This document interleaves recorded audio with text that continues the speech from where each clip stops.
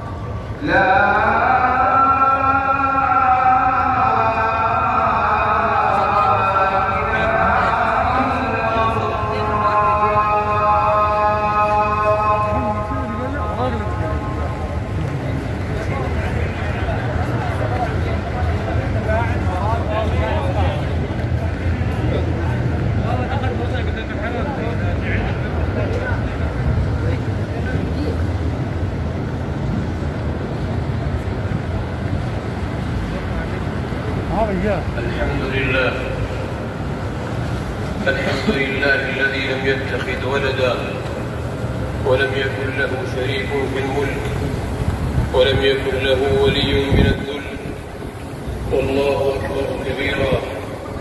وتبارك الذي نزل القرآن على عبده ليكون